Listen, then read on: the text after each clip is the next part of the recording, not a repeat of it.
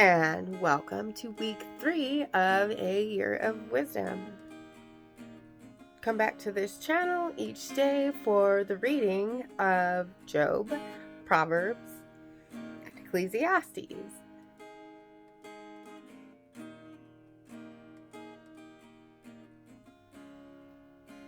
Day 16.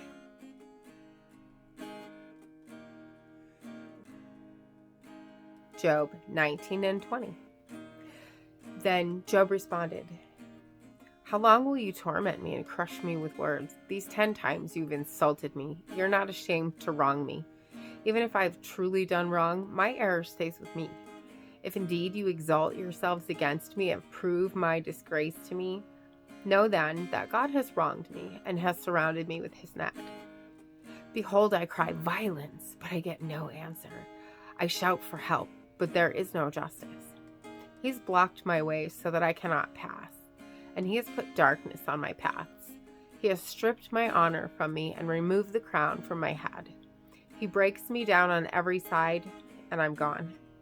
He has uprooted my hope like a tree. He has also kindled his anger against me and considered me as his enemy.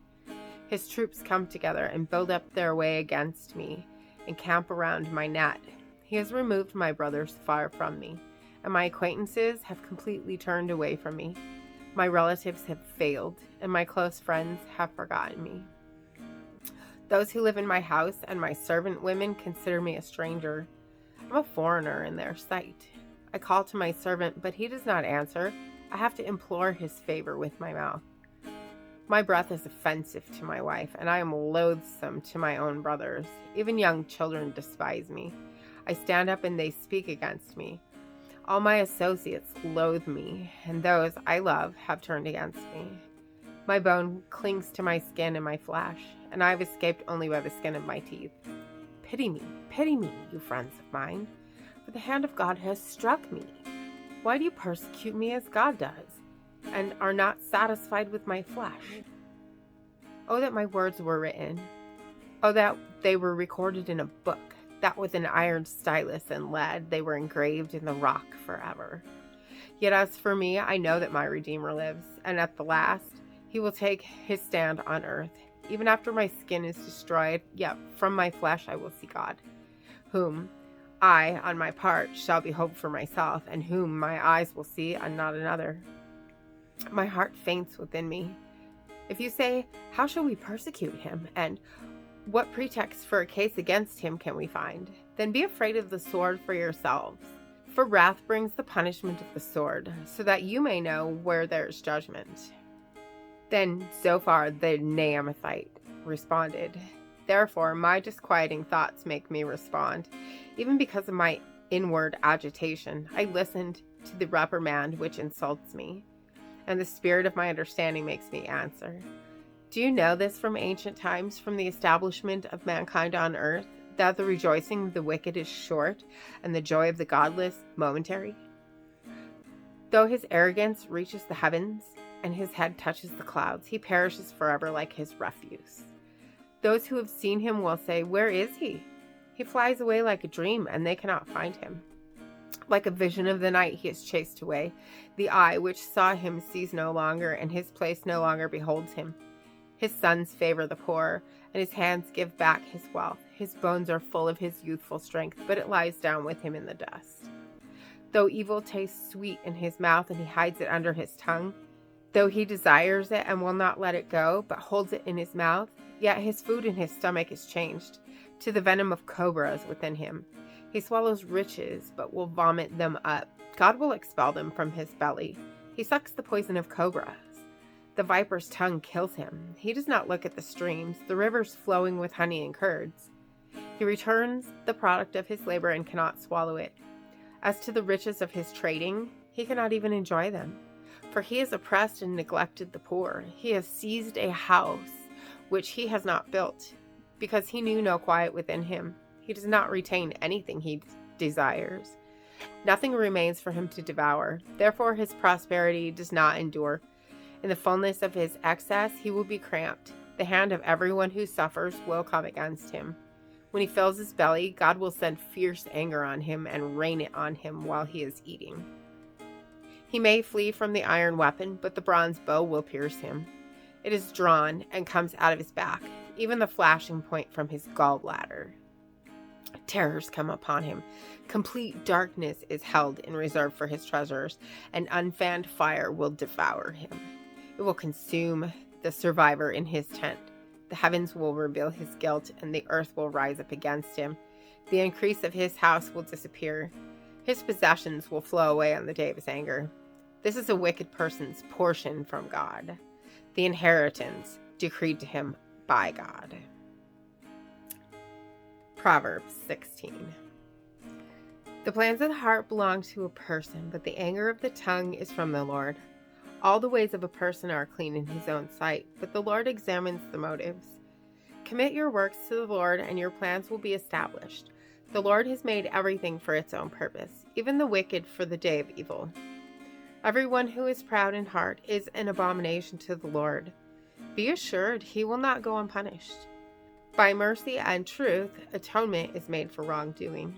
And by the fear of the Lord, one keeps away from evil. When a person's ways are pleasing to the Lord, he causes even his enemies to make peace with him. Better is a little with righteousness than great income with injustice. The mind of a person plans his way, but the Lord directs his steps. A divine verdict is on the lips of the king. His mouth should not err in judgment. A just balance and scales belong to the Lord. All the weights of the bag are his concern. It's an abomination for kings to commit wicked acts, because a throne is established on righteousness. Righteous lips are the delight of kings, and the one who speaks right is loved. The fury of a king is like messengers of death, but a wise person will appease it. And the light of a king's face is life, and his favors like a cloud with the spring rain. How much better it is to get wisdom than gold, and to get understanding is to be chosen above silver. The highway of the upright is to turn away from evil. One who watches his way protects his life. Pride goes before destruction, and a haughty spirit before stumbling. It is better to be humble in spirit with the needy than to divide the spoils with the proud. One who pays attention to the word will find good, and blessed is one who trusts in the Lord. The wise in heart will be called understanding, and sweetness of speech increases persuasiveness. Understanding is a fountain of life to those who have it, but the discipline of fools is foolishness. The heart of the wise instructs his mouth and adds persuasiveness to his lips. Pleasant words are a honeycomb, sweet to the soul and healing to the bones. There's a way which seems right to a person, but its end is the way of death. A worker's appetite works for him, for his hunger urges him on. A worthless person digs up evil, while his words are like scorching fire. A perverse person spreads strife, and a slanderer separates close friends. A person of violence entices his neighbor and leads him in a way that is not good. He who winks his eye does so to devise perverse things. He who compresses his lips brings evil to pass. A gray head is a crown of glory. It is found in the way of righteousness. One who is slow to anger is better than the mighty, and one who rules his spirit than one who captures a city. The lot is cast into the lap, but its every decision is from the Lord. And once again, thank you for being here, and don't forget to click the subscribe button and hit the bell, and don't forget to like it as well. And I'll see you tomorrow for another reading. Blessings. At the crossroads, I'm lost without a clue. I need a big pink neon sign to show me what to do. I thank you, Lord. It glorifies you when you're the only answer. I praise you, Lord, for holding what's too much for me. And I'm amazed by you, Lord, because nothing's too big and nothing's too small to lay at your feet.